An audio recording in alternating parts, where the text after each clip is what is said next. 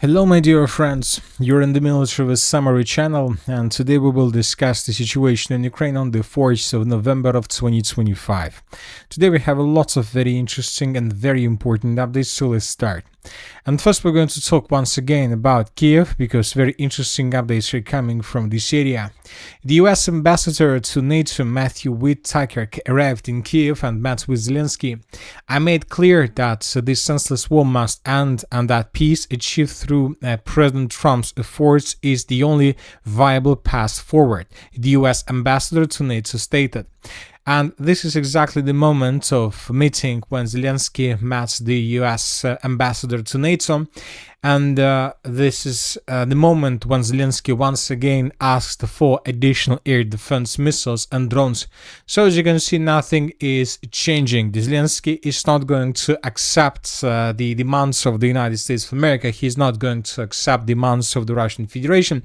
You know that we can't even talk about demands of accepting of demands of states and the Russian Federation, because Zelensky still hasn't accepted the reality on the ground. And this is the most important thing. Probably when he accepts the situation on the ground, only then he will accept demands and requests of the United States of America and the Russian Federation. But until then, we will not see any changes in his behavior.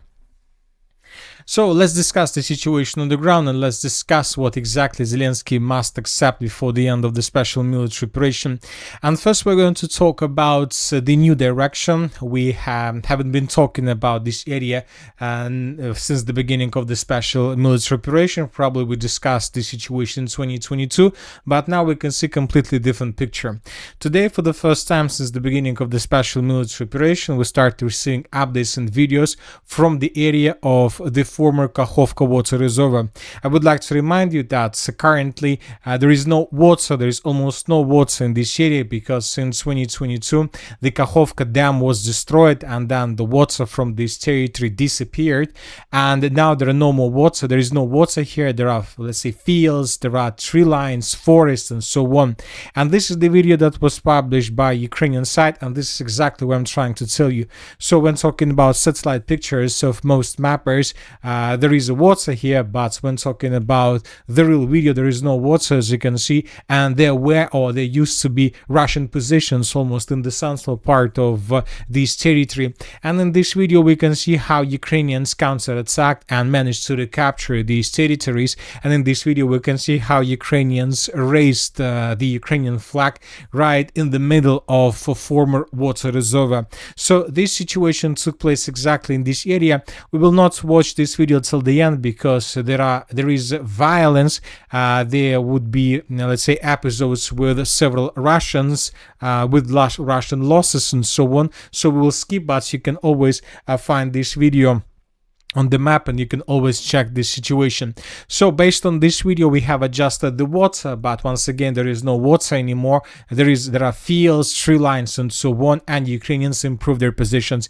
And this is a very important signal, and probably this is the reason how exactly the Russians managed to outflank the settlement of Pokrovsk and Stepnogorsk. So we believed, and we used to believe, that the Russians were attacking these territories, let's say, using these roads of attacks, but now it has become clear that Russians were attacking and are still attacking these territories through these roads of attack, so through the territory of the former Kakhovka reservoir. So this is the situation. Ukrainians counterattacked. They managed to recapture a very important position. Now most likely the Russians will strike back with the purpose to restore control over the territory, because without these positions most likely the Russians will not be able to continue advancing further in the northern direction. So we see that the Zaporozhye front line has become bigger in comparison with previous years, and we believe that in 2026 and the 2026, if the special military operation of course continues, the year of 2026 could be the year of clashes around the settlements of Energodar, Nikopol, so along the former water reservoir. Very interesting situation, and you see that this is the area of the shortest distance from the Russian positions towards the city of Zaporozhye itself. So let's wait and see what is going to be next, but obviously lots of important things are ahead of us in this direction. Now let's move further and let's discuss the situation on the eastern flank of the Zaporozhye direction. During the previous 24 hours, the Russians managed to improve their positions significantly. So the Russians captured completely the central part of the settlement, and now the clashes are taking place for the northern and the northwestern parts of the settlement of Uspenovka. So as we discussed in the previous videos, we believe that 2 or 3 or 4 days more and the Ukrainians would be forced to fall back completely from these territories, and the Minister of Defense of the Russian Federation will confirm this information. And when the city of Uspenovka falls, the Russians will begin their major offensive operation in the direction of the city by the name of Gulay Pole. Now let's move further and let's discuss the situation in the Pokrovsk direction. During the previous 24 hours, we received lots of very interesting updates, and as we discussed in the previous video, most likely the settlement of Pokrovsk fell already in Russia's hands. Most likely there are still pockets of resistance, but these pockets of resistance of the armed forces of Ukraine are not able to change the entire picture. We believe that maybe even during this week, the Minister of Defense of the Russian Federation will announce that the city of Pokrovsk was captured by the Russians completely. So what's happened during the previous 24 hours, let's discuss in details, but before we start, let's compare the map between the dates. So this is the situation by the end of the 3rd of November of 2025, and this is the situation by the end of the 4th of November of 2025. We have changes, and interesting changes are coming from the settlement of Mirnograd.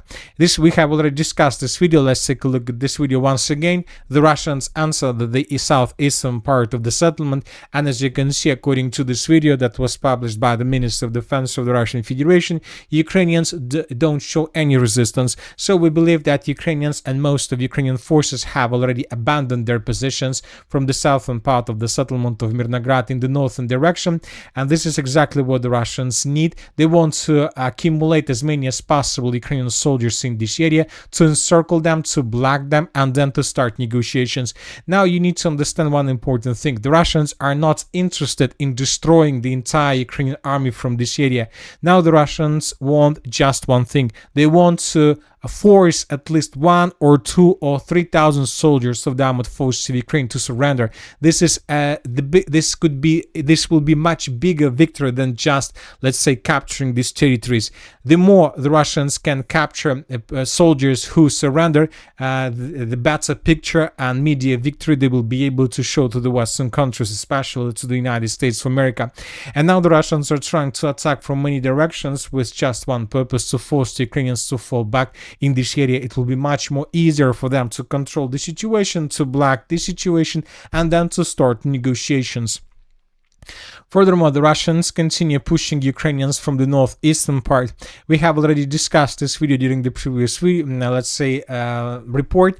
Once again, let's discuss this in details. In this video, we can see how Russians were moving in the northeastern part of the settlement through the gas station without any resistance from the Ukrainian side, without any, danger or any attacks with FPV drones from Ukrainian side. So based on this video, we came to the conclusion that this territory is in the complete and strong control of the armed forces of the Russian Federation.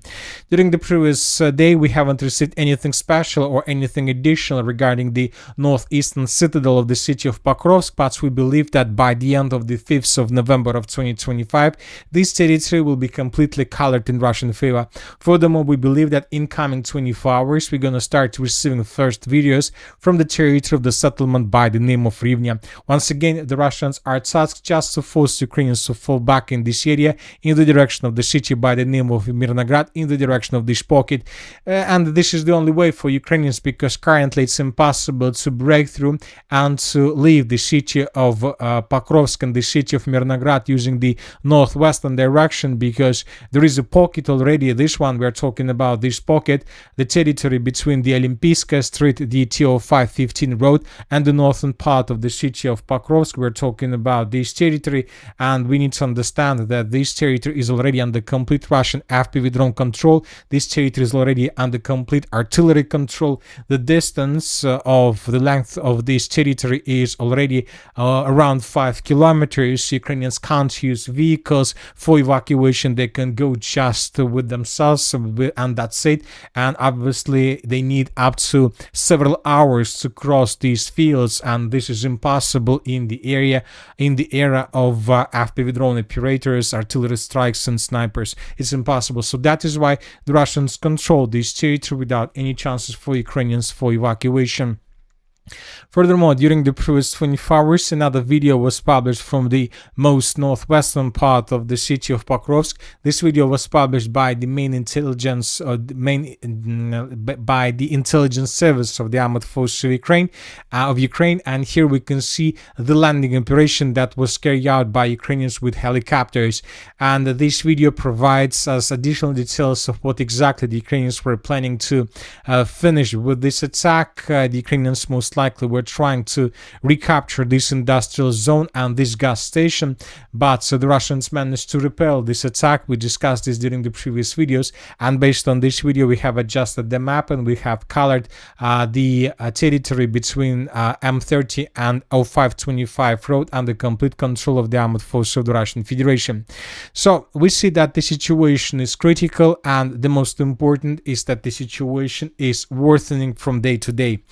Another important thing is that for the first time since the beginning of, let's say, Ukrainian counter-offensive operation, or for the first time since the Russians announced about the creation of the Pokrovsk squadron, we haven't received even a single video or even a single report from pro-Ukrainian sources, from anybody, that Ukrainians managed to improve their positions around the settlements of Rodinska and Shakhova. So no changes in this area, which means that the Ukrainian offensive or counter-offensive operation exhausted completely without any chances to move further. It seems that today the Ukrainians, Siversk and Ukraine commander authorities lost any hope that they are able to unblock the encircled contingent. So once again, this is the situation. For example, by the end of the 3rd of November, several mappers reported about additional progress on the ground from Ukrainian side. We have geolocations that confirmed Ukrainian counter-offensive, and today nothing. And this is a very important piece of news. The absence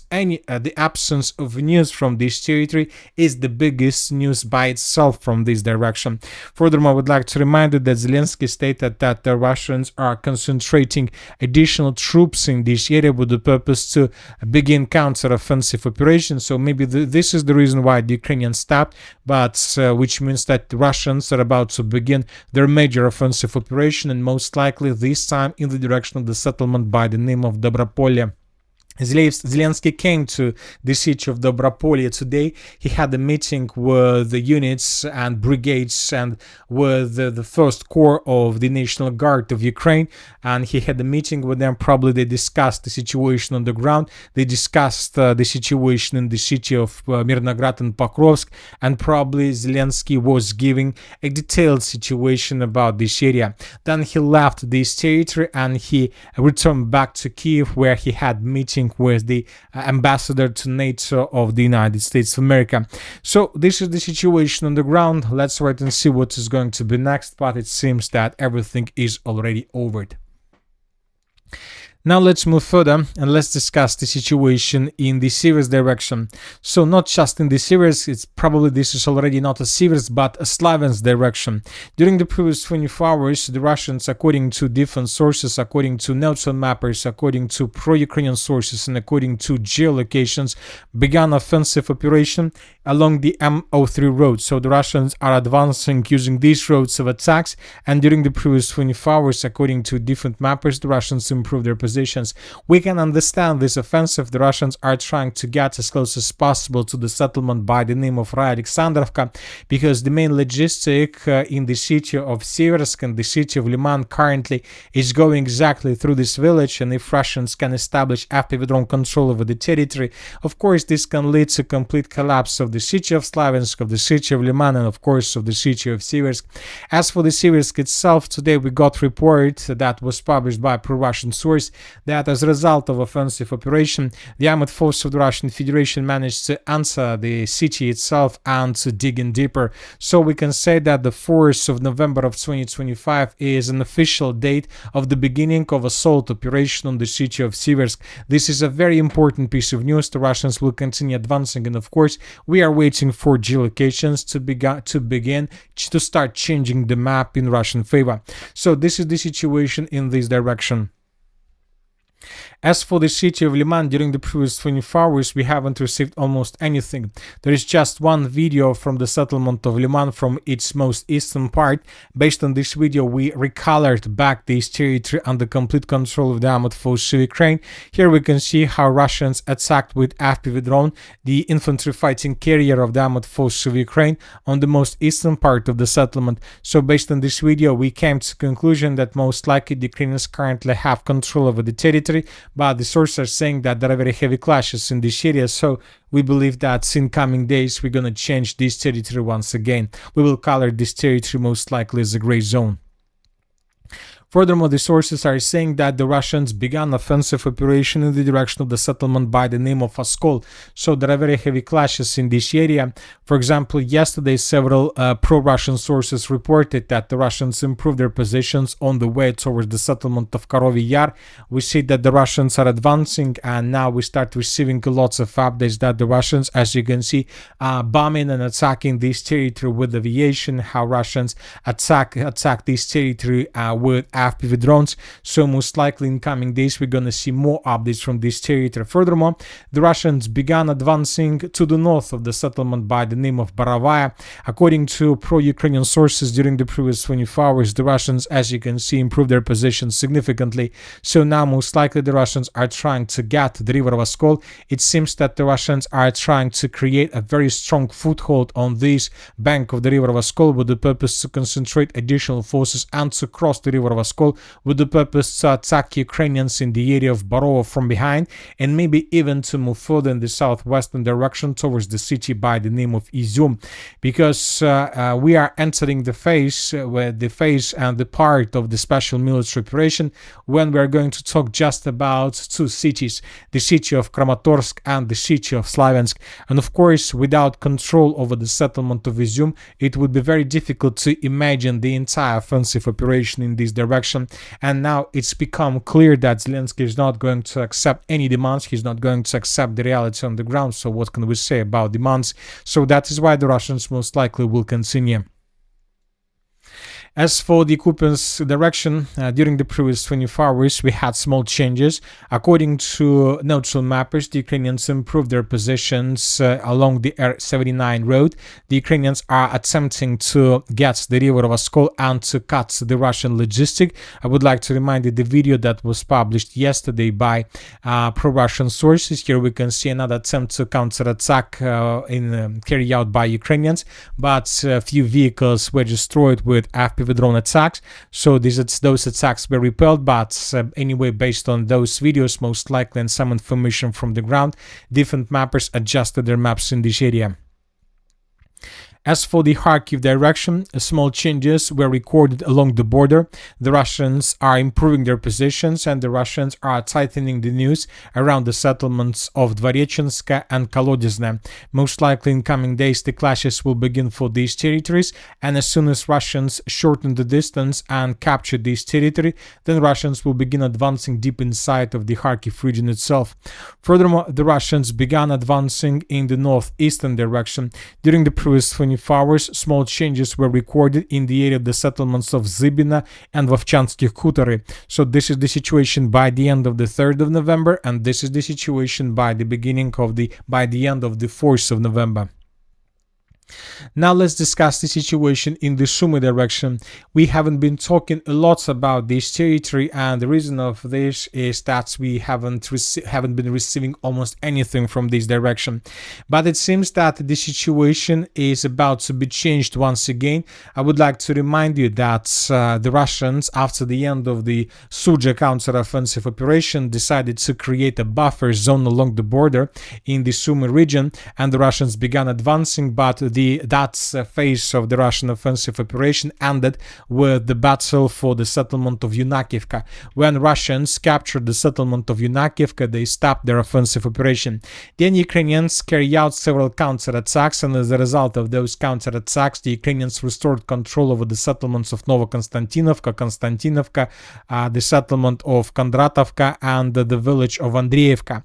And now it seems that Ukrainians, due to the critical situation along the line of combat contact, decided to redeploy forces from the Sumy region in the direction of the city of Pokrovsk, the city of Kupiansk, and the city of Konstantinovka. And this situation allows the Russians right now to probably restart their offensive operation in the direction of the city of Sumy. It seems that in coming days we're going to receive lots of updates from this territory, and it seems that the Russians are about to renew their offensive operation in the direction of the city of Sumy. And that's it for this video. Military Summary channel reminds we condemn any violence in the world. Thank you for watching. Subscribe to my channel, put your likes, join my Patreon, and have a good day. Bye bye.